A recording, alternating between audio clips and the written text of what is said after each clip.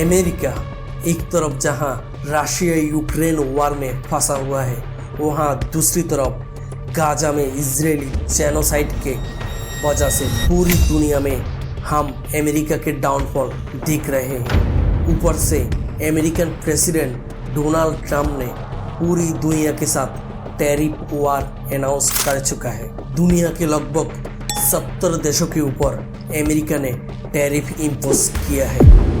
इन सब के बीच में चाइना ने हिस्ट्री में पहली बार 26 अलग अलग देशों के हेड ऑफ द स्टेट को लेकर victory day military parade celebrate किया है।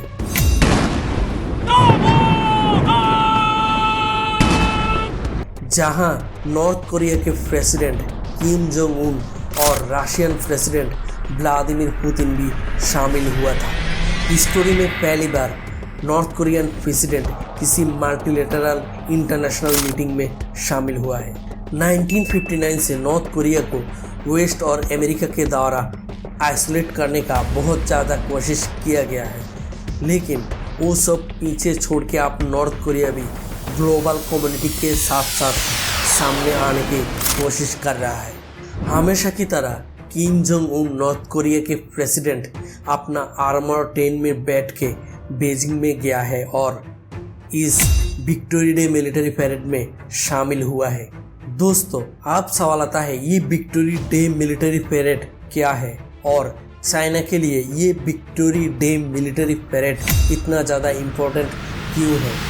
तो दोस्तों, इस सवाल का जवाब ये है, वर्ल्ड वार 2 के टाइम पे चाइना और जापान के बीच में वार में जापान चाइना के आगे हार जाता है और एग्जैक्टली इसी दिन जापानीज आर्मी चाइनीज आर्मी के आगे सरेंडर करता है और चाइना एग्जैक्टली इसी दिन को अपना विक्ट्री डे के रूप में सेलिब्रेट करता है और इस साल इस सेलिब्रेशन का 80th एनिवर्सरी था। इसी रीजन से इस साल चाइना ने ग्लोबल लीडरों के साथ इस साल के विक्ट्री डे सेलिब्रेट किया है। चाइना अपना विक्ट्री डे मिलिट्री परेड में अपना मिलिट्री के न्यू टेक्नोलॉजी दुनिया के सामने डिस्प्ले किया है। दोस्तों, हम सबको पता है चाइनीज़ आर्मी की मिलिट्री टेक्नोलॉजी हमेशा से ही एक मिस्ट्री की तरह है। जैसे वेस्टर्न कंट्री अमेरिका या यूरोप दुनिया के सामने अपना मिलिट्री टेक्नोलॉजी को शो अप करता है, चाइना वैसा नहीं करता है। चाइना अपना मिलिट्री टेक्नोलॉजी हमेशा से ही सीक्रेट रखता है, लेकिन अब वो बैरिकेड भी तोड़ दिया है चाइना ने इस विक्ट्री डे मिलिट्री परेड में अपना मिलिट्री के न्यू मॉडर्न टेक्नोलॉजी दुनिया के सामने डिस्प्ले किया है, मतलब दुनिया को दिखाया है। और शायद इसीलिए वेस्टर्न पावर अपना विक्ट्री डे मिलिट्री परेड को लेकर बहुत ज़्यादा फ्रस्ट्रेट था, specially American president Donald Trump इस विक्ट्री डे मिलिट्री परेड के आगे अपना प्रेस कॉन्फ्रेंस में बताता है, China need us more than we need them. Not at all. China needs us, and I have a very good relationship with President Xi, as you know. But China needs us much more than we need them. No, I don't see that at all. No.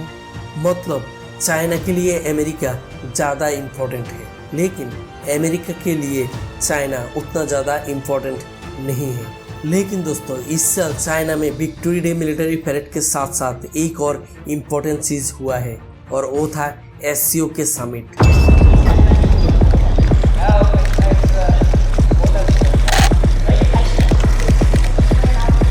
China victory day military parade के साथ साथ इस साल SCO के summit भी host किया है। मतलब शंघाई कॉरपोरेशन ऑफ ऑर्गेनाइजेशन का जो ईयरली समिट होता है वो इस साल चाइना ने होस्ट किया है। पिछले साल जो पाकिस्तान ने होस्ट किया था। एससीओ के समिट में, मतलब शंघाई कॉरपोरेशन ऑफ ऑर्गेनाइजेशन के समिट में दुनिया के लगभग 20 देशों की head of the state participate करता है, जिसमें obviously Russia, Iran, India, Pakistan और भी बहुत सारे देशों की लीडर थे। दोस्तों, यहाँ पे शंघाई कॉरपोरेशन यानी एससीओ की ग्लोबल पर्सपेक्टिव भी बहुत ज़्यादा इम्पोर्टेंट है। दोस्तों, एससीओ इकोनॉमिकली और पॉलिटिकली एक बहुत ही स्ट्रॉन्ग ऑर्गेनाइजेशन है ग्लोबल साउथ में, और ग्लोबल साउथ का जो राइज है उस राइज में इसी ऑर्गेनाइजेशन की भी अच्छा खासा हिस्सेदारी है। इसी ग्लोबल साउथ के मल्टीपोलर वर्ल्ड ऑर्डर के कॉन्सेप्ट यूनिपोलर वर्ल्ड ऑर्डर को रिप्लेस करना चाहता है। यहाँ पे आप लोगों में से जिनको मल्टीपोलर वर्ल्ड ऑर्डर और यूनिपोलर वर्ल्ड ऑर्डर के बारे में नहीं पता, उनके लिए बता दूँ, मल्टीपोलर वर्ल्ड ऑर्डर ये बेसिकली ग्लोबल साउथ का सोच है और यूनिपोलर वर्ल्ड ऑर्डर जो एग्जिस्टिंग वर्ल्ड ऑर्डर वो है। एग्जिस्टिंग वर्ल्ड ऑर्डर मतलब यूनिपोलर वर्ल्ड ऑर्डर जो एक super power America lead world order है और इसी वर्ल्ड ऑर्डर को रिप्लेस करने के लिए मल्टीपोलर वर्ल्ड ऑर्डर आइडिया को निकाला है। मल्टीपोलर वर्ल्ड ऑर्डर मतलब जहां सुपर पावर एक से ज़्यादा होगा और वो वर्ल्ड ऑर्डर को कंट्रोल करेगा अमेरिका के बदले में। दोस्तों, इस बार की एससीओ समिट के एक और इम्पोर्टेंट साइड है Indian prime minister Narendra Modi का शामिल होना। चाइना के साथ स्ट्रॉन्ग राइवलरी होते हुए भी और इंडिया क्वाड ऑर्गेनाइजेशन का हिस्सा भी है। सिर्फ इंडिया नहीं, ईरानी प्रेसिडेंट पेजेश्कियान और रशियन प्रेसिडेंट व्लादिमीर पुतिन भी इस एससीओ समिट का पार्ट था। स्पेशली ईरान और रशिया को बहुत ज़्यादा आइसोलेट करने की कोशिश किया गया है अमेरिका के द्वारा, लेकिन अमेरिका फेल हुआ। इजराइल ईरान वॉर के बाद से ही ईरान को आइसोलेट करने की कोशिश बहुत ज़्यादा बढ़ गया है अमेरिका के द्वारा और रशिया के बारे में भी सेम है। वेस्टर्न कंट्रीज चाहता है रशिया को भी आइसोलेट किया जाए। दोस्तों, एससीओ के इस मीटिंग में Chinese president Xi Jinping America के तरफ इशारा करके बोला है अमेरिका एक कोल्ड वॉर मेंटालिटी के देश है और अमेरिका हमेशा अपना कॉम्पिटिटर को बुली करता है। Even Xi Jinping America lead world order की भी निंदा करता है, नेटो का भी निंदा करता है। नेटो जो एक मिलिट्री ऑर्गेनाइजेशन है, साथ साथ वेस्टर्न रूल बेस्ड सिस्टम के भी विरोध करता है बीजिंग। शी जिनपिंग कहता है करंट वर्ल्ड पावर के रीशेप होना जरूरी है और वर्ल्ड में सारे देशों की ह्यूमन राइट्स बराबरी की होना चाहिए। ऐसा नहीं होना चाहिए साउथ के लिए कुछ और है और वेस्ट के लिए ह्यूमन राइट्स कुछ और है। शी जिनपिंग ये भी बोलता है यूनाइटेड नेशन के बॉडीज में अनफेयरली डोमिनेंस है वेस्टर्न कंट्रीज के। दोस्तों, आप बात करते हैं चाइना और इंडिया के रिलेशन के बारे में। जब से चाइना और इंडिया के बीच में बॉर्डर क्लैश हुआ था, तब से चाइना इंडिया के रिलेशन बहुत अच्छा नहीं था और ऊपर से इंडिया चाइना के खिलाफ अमेरिका के साथ क्वाड ऑर्गेनाइजेशन में भी इन्वॉल्व हो गया था। लेकिन जब से डोनाल्ड ट्रंप इंडिया के ऊपर टैरिफ इम्पोज किया है, तब से इंडिया और चाइना दोबारा एक दूसरे के करीब आने लग गया है। डोनाल्ड ट्रंप अमेरिका के प्रेसिडेंट बनते ही इंडिया के ऊपर 50% टैरिफ इम्पोज करता है और चाइना के ऊपर 30% टैरिफ इम्पोज करता है और इसीलिए करंट हालात को देखते हुए ये दो बड़ा देश एक साथ में आ जाता है, जहां दुनिया के सबसे बड़ा पॉपुलेशन है चाइना इंडिया, ये दोनों देश का। लेकिन दोस्तों, एक्सपर्ट का मानना है इंडिया की इकोनॉमी और इंडिया की फैक्ट्री इंडस्ट्री चाइना के ऊपर डिपेंडेंट है, इसीलिए भी इंडिया और चाइना के रिलेशन नॉर्मलाइज होना जरूरी है।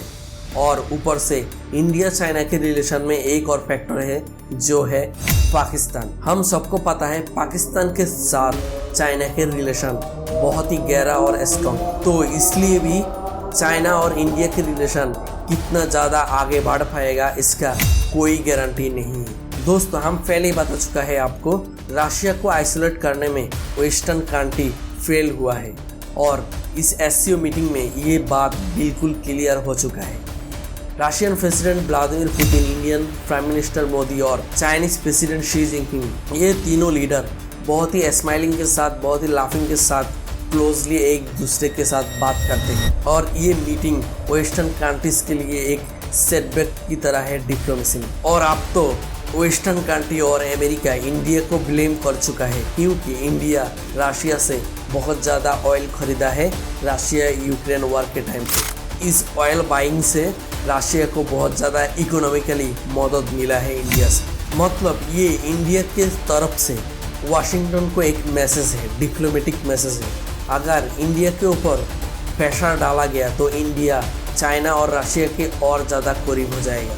दोस्तों, आप बात करते हैं चाइना के होस्टिंग में हुआ इस साल के एससीओ समिट के आउटकम के बारे में। दोस्तों, एससीओ मीटिंग में एससीओ समिट के बहुत सारे मेंबर्स कंट्री एक न्यू डेवलपमेंट बैंक इस्टेब्लिश करने के लिए एग्री हुआ है। मतलब अमेरिकन डॉलर के डोमिनेंस कम करने के लिए एक ऑल्टरनेटिव पेमेंट सिस्टम डेवलप करने के बारे में बात किया गया है इस बार के इस एससीओ समिट के मीटिंग में। China Asian infrastructure investment bank के एक लार्जेस्ट शेयर होल्डर है और ये बैंक 2014 में लॉन्च हुआ है। जब से ये Asian infrastructure investment bank launch हुआ था तब से ये वर्ल्ड बैंक और एशियन डेवलपमेंट बैंक के लिए एक चैलेंज बन गया है।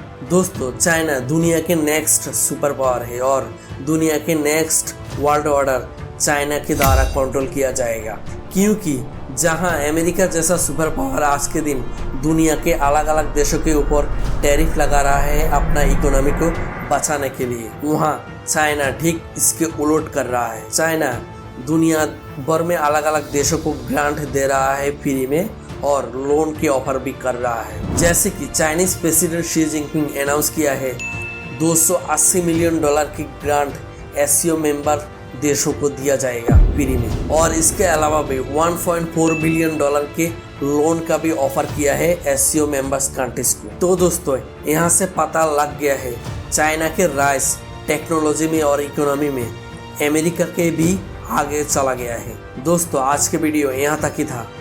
Bye bye.